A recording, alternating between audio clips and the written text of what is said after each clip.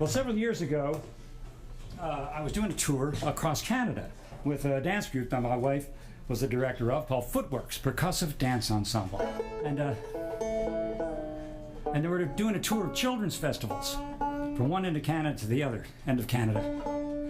And Canada is known for its really great folk festivals, and the children's festivals were no exception.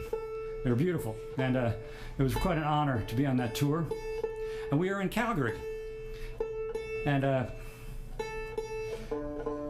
local TV station came to us and said, "Hey, would you be willing to do a little promo shot, a promo thing for us to help promote the festival?" And of course, he says, "Yeah, anything we can do to help the festival will be great." Well, it turned out it was 6:30 or 7 o'clock in the morning, of course. Really much earlier than cloggers like to be up. And they built a little stage for us, a nice little platform. And it was July, but it was Calgary, so it was chilly out, it was cold. So the dancers were all up on stage, dancing, trying to warm up some. And so I just started playing for them, they're warming up, and a tune popped out, which often happens, you know, freezing cold in some foreign country.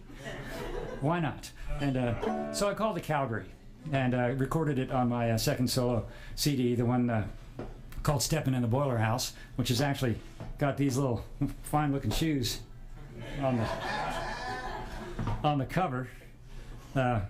There's two stories about these shoes. They're good shoes, first of all. I got these. I worked for a year or two with a really fantastic entertainer, very well-known, iconic entertainer named John Hartford.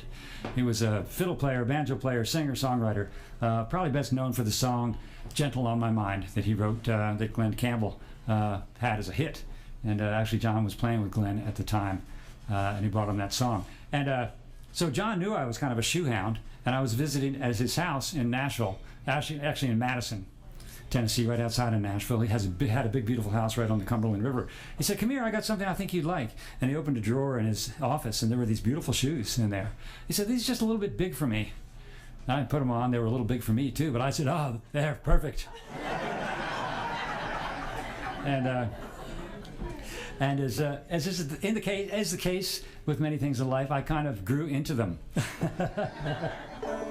Really, they fit great now. And so I pulled them out for when I started doing this solo show. I thought, well, you know, people are going to be looking at your feet.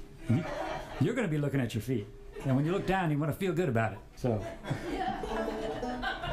and then, so the second half of the story is that I wanted to have some artwork for the second CD. I asked a well-known Western artist named Willie Matthews to do it for me. I'd gotten to know him a little bit because he was at the Telluride Bluegrass Festival many years that I was there. He played a little bit of climb or banjo. We got to be friends. So he said, "Yeah, I'd love to do that.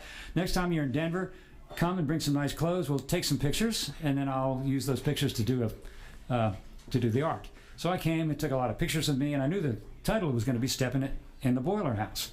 And he took a bunch of pictures, and a couple weeks later he called me and said, "Hey, can you send me those shoes?" I was out on the road in Nickel Creek, so I called my wife, "Eileen, send Willie those shoes."